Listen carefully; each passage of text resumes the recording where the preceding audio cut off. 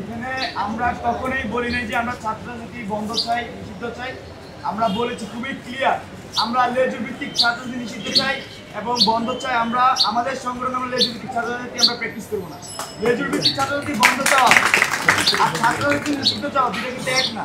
আমরা যেহেতু আমাদের একটি আমরা স্লোগান শুরুতে বলে দিয়েছি স্টুডেন্ট ফার্স্ট, বাংলাদেশ ফার্স্ট, এই স্লোগানগুলোর সামনে রেখে আমরা আমাদের ছাত্ররাজনীতি সাজাবো এবং আমরা আগে যে ছাত্রলীগ যে স্তরের রাজনীতি করতো সেই রাজনীতিটাকে আমরা ডিমান্ড করবো।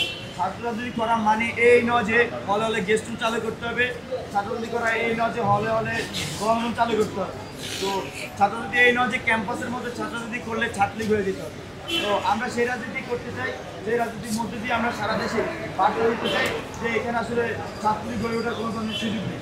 আর পাশাপাশি এখানে বাংলাদেশে ঐতিহাসিকভাবে মধুর ক্যান্টিন একটি গুরুত্বপূর্ণ জায়গা আমরা মনে করছি ছাত্র রাজনীতির জন্য। এক একটা জায়গার এক এক ধরনের সিগনিফিকেন্স আমরা মনে করছি মধুর ক্যান্টিন ঐতিহাসিকভাবে একটি গুরুত্বপূর্ণ জায়গা এবং এই মধুর ক্যান্টিন থেকে এই সংগঠন যাত্রা শুরু করবে এবং একই সাথে তারা এমন রাজনীতি প্র্যাকটিস করবে যে প্রেসিডেন্টের আমলে যে ছাত্র রাজনীতি ছিল সেই রাজনীতি মূলত তারা বিভাগ যেমন করবে এবং শিক্ষার্থীদেরকে সব করবে। এখানে আমরা কখনোই বলি নাই যে আমরা ছাত্র রাজনীতি বন্ধ চাই, নিষিদ্ধ চাই।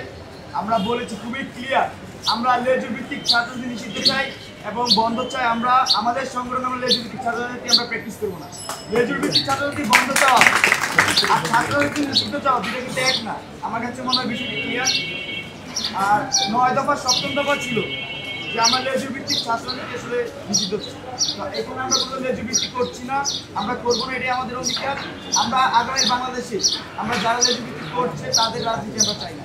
আমরা চাই এমন রাজনীতি যেটা স্টুডেন্ট সেন্ট্রিক হবে, যেটা বাংলাদেশ সেন্ট্রিক হবে।